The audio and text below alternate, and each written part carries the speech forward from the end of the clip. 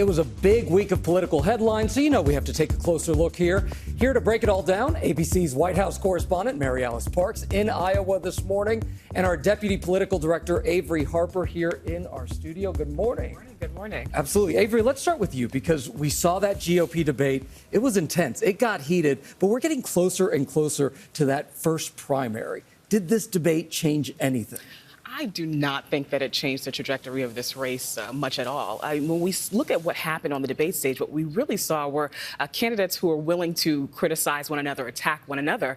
But the main challenge for each and every one of those candidates is former President Trump. He is still far out ahead of every one of these candidates when you look at recent polling.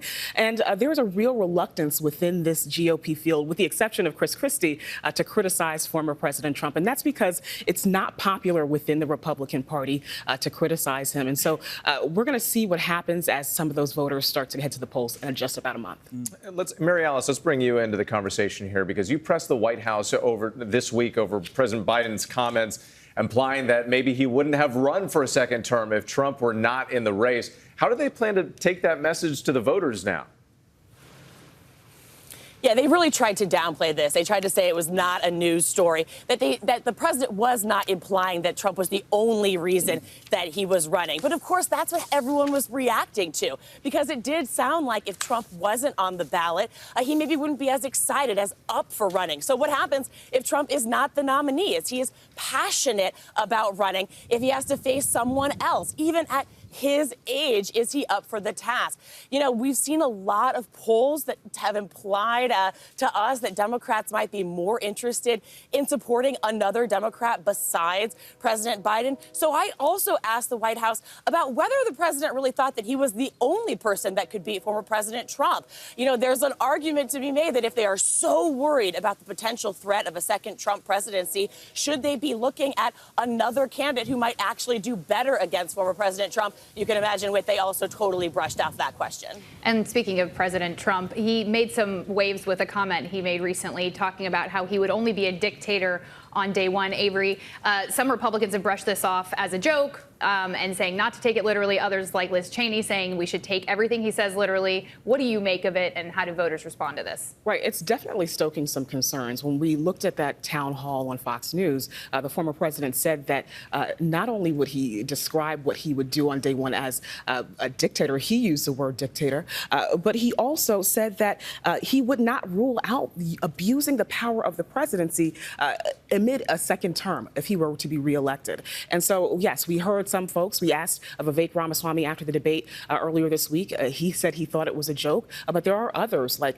Liz Cheney, who sat down with ABC's John Carl, who says that we should take those comments seriously and we should take those comments literally. The Biden campaign also seized on those comments, so it's definitely stoking concerns about what a second Trump presidency could look like.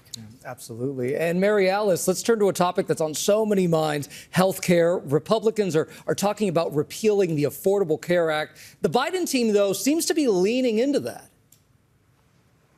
Absolutely. They really jumped on those comments, Gio, from Republicans about potentially trying to repeal and replace Obamacare if elected. Healthcare is absolutely the kind of issues that voters are talking about. They're concerned about hospital bills. They're concerned about the cost, the lack of availability of elder care, long-term care.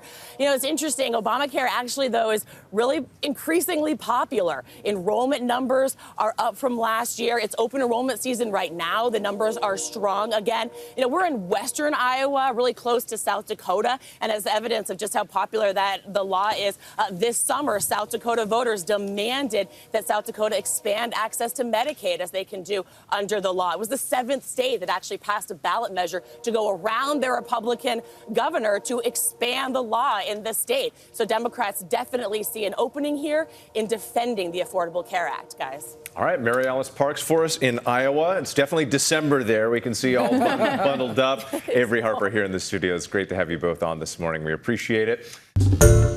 Hi, everyone. George Stephanopoulos here. Thanks for checking out the ABC News YouTube channel. If you'd like to get more videos, show highlights, and watch live event coverage, click on the right over here to subscribe to our channel. And don't forget to download the ABC News app for breaking news alerts. Thanks for watching.